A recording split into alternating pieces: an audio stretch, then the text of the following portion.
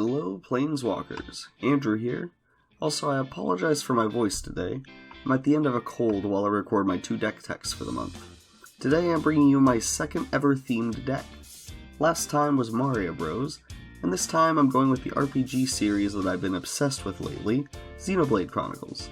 Since this deck is based on a theme, all of the themed cards will be in their own section. And while they may not synergize together in the traditional sense, due to the fact that I picked them based on their resemblance to Xeno characters, they are all legendary, and that alone makes them work for the deck. Also, spoilers for both Xenoblade Chronicles 1 and 2, obviously, so be forewarned. Our commander is Joda, Archmage Eternal, as Alvis. Joda lets us pay the full Wooburg for a spell rather than its mana cost, and he represents the station AI turned god Alvis. Yeah, immediately into spoilers. I did warn you though. Moving on to the Xeno 1 crew, we have Silas Wren as Shulk. Since Silas is an engineer and Shulk is a mechanic who later built his own replica Monado, it seemed fitting. For Fiora, we have Rebek, a human artificer who protects your artifacts, which our Shulk stand-in is an artifact. Dakon Blackblade is Rhine, whose power and toughness are equal to the number of lands you control.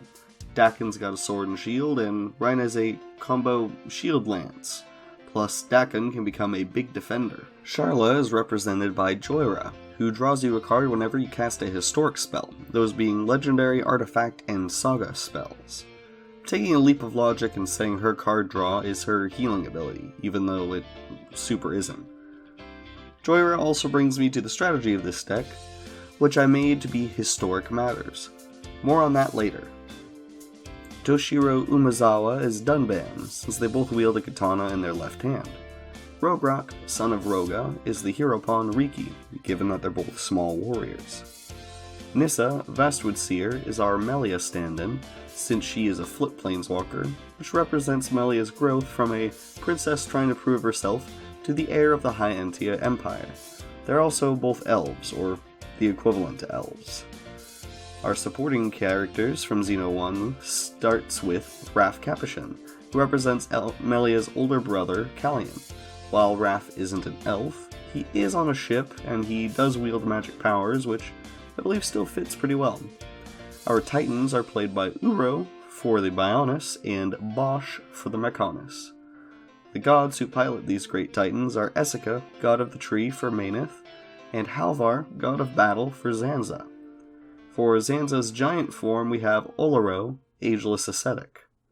We also have Spark Double and Sakashima of 1,000 Faces, both representing Dixon in his 2 different forms, since he's a shapeshifting deceiver.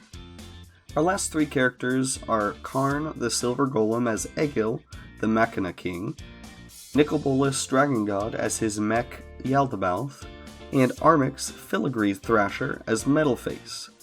Now onto our Xenoblade 2 cast. We have Jace, Rin's prodigy as Rex, who is another flip planeswalker because of Rex's growth into a master driver throughout the game.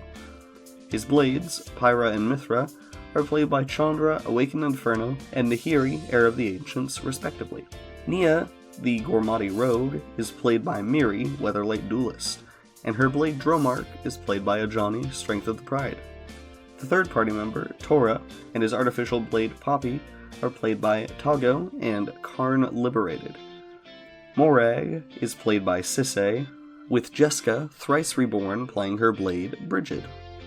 The last party members are Zeke, played by Ramirez de Pietro, and his blade Pandoria, played by Kazmina, Enigmatic Mentor, or you can go with the newer Kazmina from Strixhaven. For other characters, we have Arvad the Cursed as Malos, Opal Eye as Jin, the insanely overpowered villain character, and Teshar as Rock, the Abandoned Blade.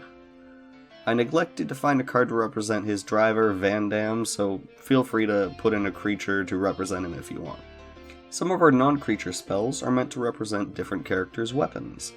Blackblade Reforged is Maineth's Monado, Embercleave is Pyra's Aegis, Godsend is Shulk's True Monado, Hammer of Nazan is Riki's Biter, Shield of Cauldro is Rhine's Shield Gun Lance, Sword of Cauldro is Fiora's blade, or at least one of them, looks pretty close. And Sword of the Animist is Mithra's Aegis. The rest of the cards in this deck are general historic good stuffs. Stuff that makes historic spells cheaper, searches up historic spells, etc. As well as ramp spells and lands. For defensive spells, our smallest category, we have Counterspell, which needs no introduction. Despark exiles a permanent with mana value 4 or greater. Dovin's Veto is a super nay. Swan Song counters an enchantment, instant, or sorcery, and gives its controller a 2/2 bird. Finally, Swords to Plowshares exiles a creature and gives its controller life equal to its power. For support, we start with Board the Weatherlight, a sorcery that has you look at the top 5 cards of your deck, lets you reveal a historic card from among them, and add it to your hand. Champion's Helm gives equipped creature +2/+2, and if they're legendary, they get hexproof. Helm of Cauldro works with the other 2 Cauldro equipment that we mentioned earlier in the deck tech, letting you make a legendary 4/4 token if you have all 3 equipment and pay 1, and attach all 3 pieces to it. Helm of the Host makes a non-legendary copy of the creature it's attached to on each of your combat steps. Joyrus Familiar makes your historic spells cost 1 less to cast. Konda's Banner can only go on legendary creatures, and gives creatures that share a color with it +1/+1, and creatures that share a creature type with it +1/+1 as well. These effects stack up to +2/+2. Mox Amber is a free artifact that can be tapped for any color among legendary creatures and planeswalkers you control. Primeval's Glorious Rebirth returns all legendary permanents from your grave to the field. Feel free to proxy this with different art. Thrawn Temporal Gateway can be paid into and tapped to put any historic permanent from your hand onto the battlefield without paying its mana cost. Last up is our land base, and we run a bunch of lands to help mana fix our 5-color deck. We run all 10 Kaldheim dual lands. Since the true dual lands are stupid expensive, I'm not including them for the sake of budget. We also run all 10 Pathways, which were split between Zendikar Rising and Kaldheim. We also have Command Tower and Minomo, School at the Water's Edge, which taps for a blue and can be paid into and tapped to untap a legendary permanent. The last non-basic land we run is Reliquary Tower to remove our hand limit. We also run 2 forests, 2 islands, 2 mountains, 4 plains, and 2 swamps. And there you have the deck. It's themed around Xenoblade 1 and 2 with a historic strategy. I had a lot of fun building this deck and finding creatures to represent the different characters. I hope you enjoyed this video. Check out the Xenoblade games if you haven't already, if you can. And if you enjoyed this video, please like and consider subscribing if you want to see more from us in the future. Have a great day, y'all.